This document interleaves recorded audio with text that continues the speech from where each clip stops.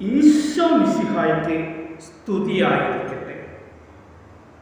ഇന്ന് മാർച്ച് 29 ശനി. ഇന്ന് നമുക്ക് പ്രത്യേകമായിട്ട് മത്തായിയുടെ സുവിശേഷം 27-ാം അധ്യായം ധ്യാനിക്കാം.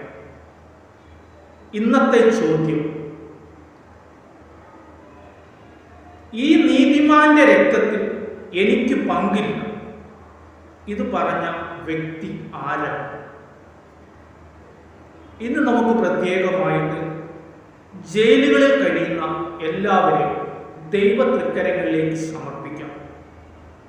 പ്രത്യേകമായിട്ട് തൂക്കുകയർ വിധിച്ച് തൂക്കുകയർ കാത്തിരിക്കുന്നവർ, ജീവപര്യന്തം ശിക്ഷയ്ക്ക് വിധിച്ച് അത് അനുഭവിച്ചുകൊണ്ടിരിക്കുന്നവർ, മറ്റ് ചെറുതും വലുതുമായ ശിക്ഷകൾ അനുഭവിച്ചുകൊണ്ടിരിക്കുന്ന എല്ലാവരെയും ദൈവത്തിന് മുമ്പ് വിട്ടുകൊടുക്കുക.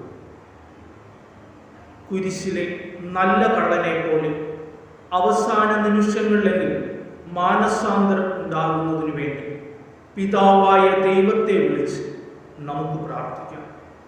സ്വർഗസ്ഥനായ ഞങ്ങളുടെ പിതാവേ, അങ്ങയുടെ നാമം പൂജിതമാകണമേ, അങ്ങയുടെ രാജ്യം വരയണമേ, അങ്ങയുടെ തിരുമനസ്സ് സ്വർഗത്തിലെ പോലെ ഭൂമിയിലുമാകണമേ. അന്നു വേണ്ട ആഹാരം ഇന്ന് ഞങ്ങൾക്ക് തരണമേ. ഞങ്ങളുടെ കടക്കാരോട് ഞങ്ങൾ ക്ഷമിക്കുന്നത് പോലെ ഞങ്ങളുടെ കടങ്ങളും പാപങ്ങളും ഞങ്ങളോട് ക്ഷമിക്കണമേ. ഞങ്ങൾ പ്രലോഭനത്തിൽ വീഴാനിടയാകരുതേ, ദുഷ്ടാരൂപി ഞങ്ങളെ രക്ഷിക്കണമേ. എന്തുകൊണ്ടെന്നാൽ രാജ്യവും ശക്തിയും മഹത്വം എന്നേക്കും അങ്ങയുടേതാകുന്നു. ആമേൻ.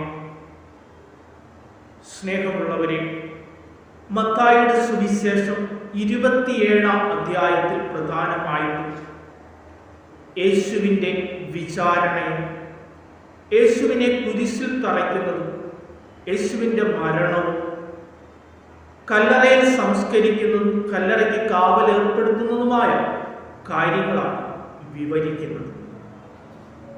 ജനപ്രമാണികളും പുരോഹിത വർഗവും യേശുവിനെ ബന്ധിച്ച് പീലാത്തോസിന്റെ അടുത്ത് കൊണ്ടുചെല്ലുന്നു. പീലാത്തോസ് യേശുവിനെ വിചാരണ ചെയ്തു. എന്നാൽ യേശുവിൽ കുറ്റം കണ്ടെത്തുവാനായിട്ട് പീലാത്തോസിന് സാധിച്ചില്ല. എന്നാൽ ജനപ്രമാണികളുടെയും ജനക്കൂട്ടത്തിൻ്റെയും പുരോഹിത വർഗത്തിൻ്റെയും ബഹളവും മറ്റും മൂലം അവസാനം പീലാത്തോസ് യേശുവിനെ കുരിശിൽ തറയ്ക്കുവാനായിട്ട് അവർക്ക് വിട്ടുകൊടുത്തു. സ്നേഹമുള്ളവരെ, ഈ ഒരു അധ്യായത്തിൽ 2 വ്യക്തികളെ പറ്റി നമുക്ക് പ്രത്യേകമായിട്ട് ധ്യാനിക്കേണ്ടതുണ്ട്.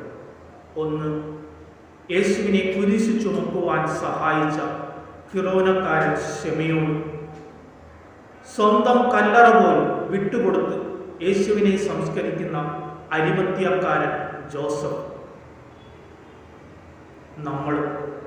നമുക്കുള്ളത് മറ്റുള്ളവരുമായി പങ്കുവയ്ക്കുവാനും മറ്റുള്ളവരെ സഹായിക്കുവാനും നമ്മെ തന്നെ പൂർണ്ണമായി ദൈവത്തിന് വിട്ടുകൊടുക്കുവാനും സാധിക്കണം. അതിന് ദൈവം നിങ്ങളെ എല്ലാവരെയും സമർത്ഥമായി അനുഗ്രഹിക്കട്ടെ എന്ന് പ്രാർത്ഥിച്ചുകൊണ്ട് പിതാവിൻ്റെയും പുത്രൻ്റെയും പരിശുദ്ധാത്മാവിൻ്റെയും നാമത്തിൽ ആമേൻ.